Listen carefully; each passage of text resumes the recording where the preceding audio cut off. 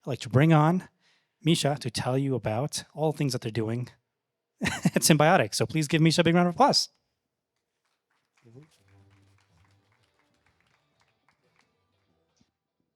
Yeah, not sure about the symbiotic part. Like I wanted to talk in general about yeah about our industry and where we are right now. Uh, yeah, we like. By the way, my name is Misha. I'm co-founder of Symbiotic. We do shared security. Yeah, and like what we currently see is crypto basically achieves is in the process of achieving its goal, like just pure, really fast-paced innovation. New trends are coming like quickly. We have meme coins getting to $1 billion valuation and then like being dumped to zero within one day. We have like new networks launching. The Barry chain example was mentioned before. Yeah, even exchanges, the notorious off-chain guys are coming and creating their own networks, which is really great. Uh, and like it works. Within all of this chaos, like we have an infrastructure that is really robust. Like if anyone remembers where like CryptoKitties launched, they almost brought down the entirety of Ethereum. Like, and that's like a kitty portrait. Now we have like infinite amount of meme coins, NFTs, and like you name it. You have like like more than 100 of rollups uh, going and writing and using Ethereum as like a source of truth and like uh, and just like anchoring to that. And we only can have that because we built a really strong foundation. But like another outcome of this is that this foundation becomes kind of stable because it's really hard for you to actually launch a new decentralized network. Like Chainlink was the only go-to oracle for the entirety of the industry because it has had billions of dollars in terms of like stability and economic model. And like you have like L1s that are currently like it's really hard to build a new one because the other ones are so secure and so like stable that it's really hard for new players to come in. Our take is like my take is that this is because like the only part of the industry that is super lagging behind and it's not developing as fast is security, because like Hyperliquid launched this year, they don't have enough, like they don't have a lot of operators, but still like they had to go through the same steps and like do the tedious journey of proof of stake systems that were launching like in 2019. Nothing actually is optimized there. Like you still need to like launch your own token. You still need to create enough like hype and like list your token in exchanges to get to like $1 billion valuation, where you can actually like start coordinating operators, go to each validator company and like talk to them, fill out the forms, and try to like get them on board. Uh, and this journey takes like a lot, really long time, and it's prohibitively expensive for most protocols. So we only have like a couple of those launching that are like that can even achieve that. The other outcome of that is like, yeah, not because it's so hard and because it's so unoptimized, people just launch centralized. And like time and time again, our industry teaches us a valuable lesson, like why centralization is not great. Bybit was the last example. Like you don't want to have a single point of failure for anything. That's how you get like billions of dollars destroyed immediately. So yeah, and like from what we had around 400 calls with different builder teams, and what we have then identified is that like this is not because they're like lazy or they don't want to respect the values upon our industry was built. It's just really hard. And like if even if you're like launch decentralized, uh, it's not gonna be like a lot of people are just like framing it in a way that like you're gonna get hacked or like your validators are gonna be corrupted somewhat. But the actual effect of you launching decentralized but not having enough like security in your economic model is that you just never onboard funds.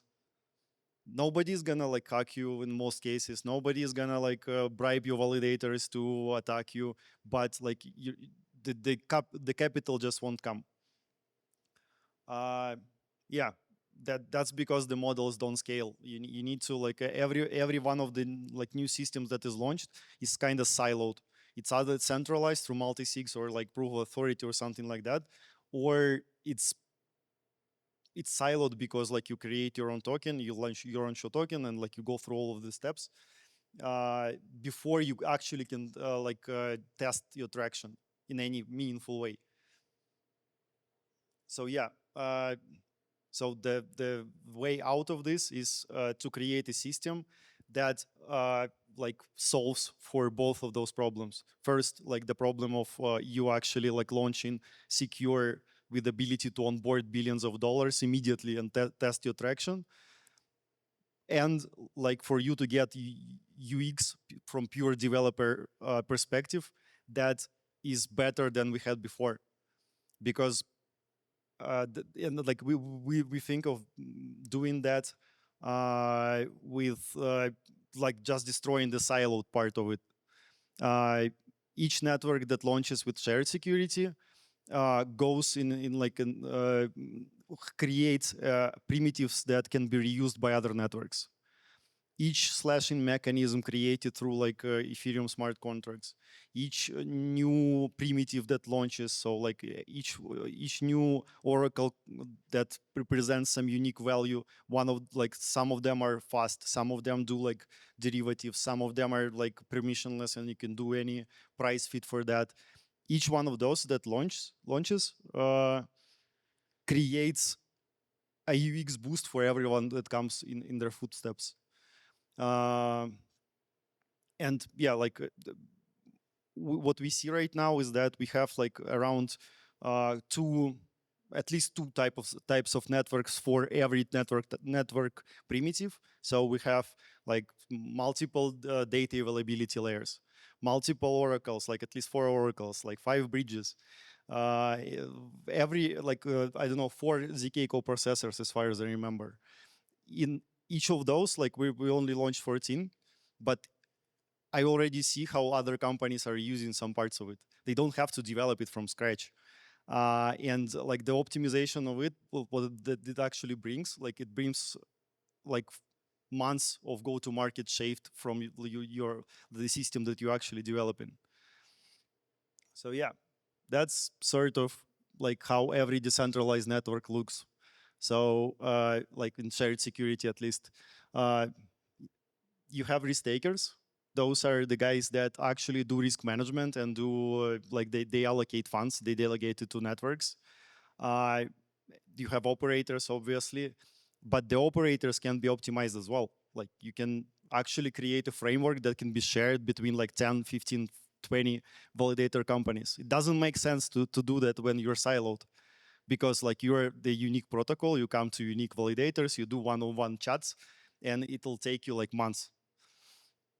But like with shared security, because the volume of protocols are like much higher and they're doing it on under one roof, you can actually get like a really huge optimization for that.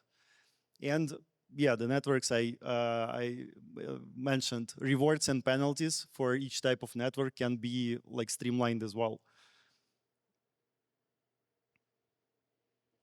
Yeah, for users, it just means that like you can be the degen, you can be like really efficient in that, and like use your own tokens, push your own ecosystem, and basically get into like into each new really serious primitive or like really silly one uh, by not just clicking in your app or like doing some fake transactions, but actually providing security for your network of choice. Yeah, it's sort of like the same configuration as well, but it can be driven by operators, because operators are taking the really like hands-on approach recently. They're launching their own like allocating systems and delegation systems, and they're quite successful in that, especially the bigger ones. So yeah, the things that needs to be done. Capital efficiency is a nice way of like destroying the barrier for newcomers to come. You don't have to like raise 100 million to like 200 million to launch your L1. You just need a good idea, and within like a few months, if you have like builder muscles enough, you can actually start testing interactions with billions of security.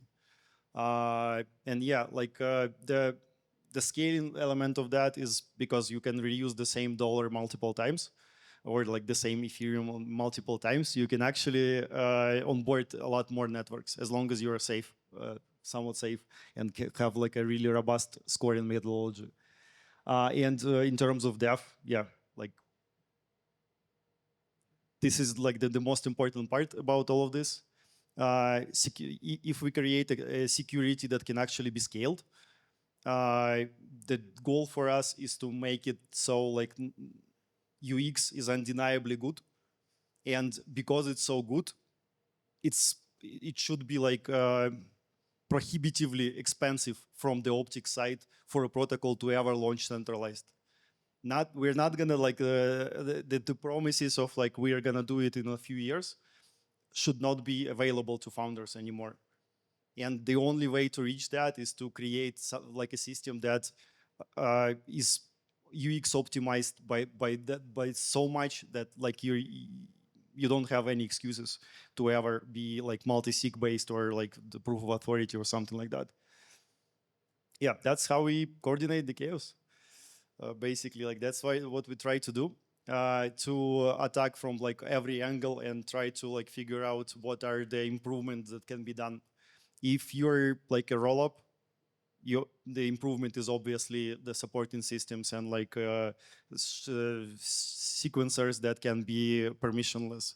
If you're like Oracle, the price feeds should be permissionless as well. Like anyone should be able to stake that and like to operate.